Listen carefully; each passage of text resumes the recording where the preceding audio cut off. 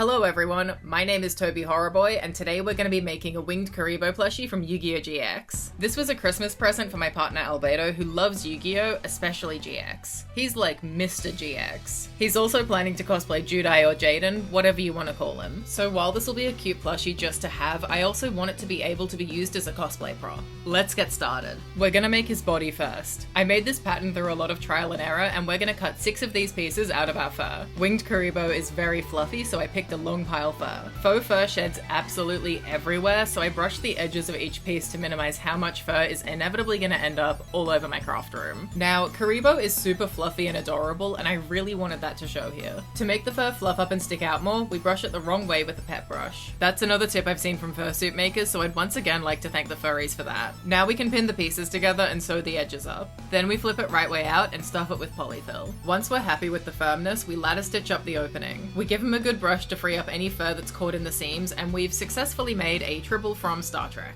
Given that we're making a winged Kuriboh and not a tribble, we have to keep going. Let's make his wings next. We pattern them and cut out 4 pieces from white fleece. Winged Kuriboh has 3 rows of feathers, and I've included those in our pattern. We put the right sides of the fleece together and sew up the outer edge. Then we flip them inside out and sew in the bone channel. The feathers weren't difficult, but they were very time consuming. I used an erasable friction pen to draw exactly where we want the feathers to be. So that both wings have the same feather placement, we put sticky tape over glad wrap. We can then trace where the second row of feathers sit, flip it around, and use that to mark out the second row on the other wing. Then we can very carefully sew the feathers in with the sewing machine. The great thing about erasable pens is that you can remove it from fabric by ironing it. So that's what we do, and look at how distinctive the feathers are already. To make them really stand out, we're gonna stuff the wings. This took such a long time, but it was so worth it. Because of how it's sewn, each feather needs to be stuffed individually. And you might be thinking, but tobyhorrorboy, why didn't you use wadding? I didn't have wadding, I still don't have wadding, there's no wadding in this house. And if I had a theoretical wadding fund, I'd actually rather buy some clay or something. That sounds fun. Anyway, I pushed the stuffing along with a skewer to get it in the right spot until both wings were plush. Then we machine sew up the end section, and we can hand sew the wings onto our Kuriboh. So they don't flop around too much, I also sewed them down further along the wing. Let's make his paws and claws. We start by patterning the front and back paws. Now we cut out 4 of each. Looking at the figure, you can see that the top section is a different shape.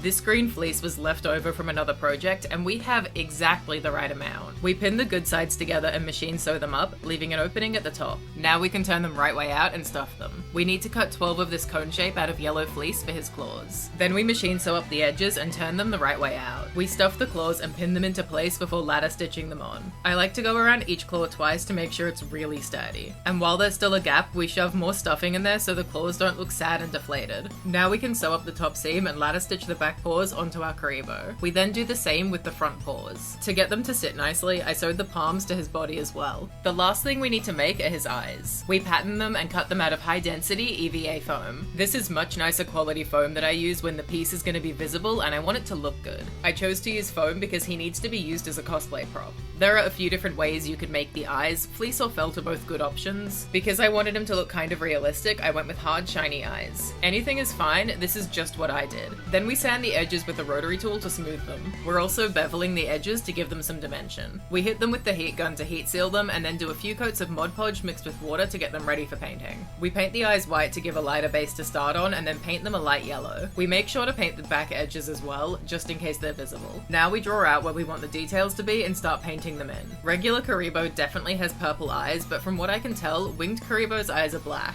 We paint the black in first, and once it's dry, add in the white eye shines. To add some realism, I did a gloss clear coat outside. Now he's gonna have the biggest, wettest eyes. To attach them, we need to trim down his fur. We plan out where they're gonna go and mark the 4 corners with pins. Then we cut down the fur, being really careful not to take off anything too close to the edge. We glue them on using the pins as guides. And he's done! My boyfriend really loves him, and I managed to keep him a secret until Christmas. But it's been suggested that I make every other type of Kuriboh and some other Yu-Gi-Oh! Monsters, so there'll be more of that coming at some point. I've just started working on a Freddle from FNAF, so you can expect him soon.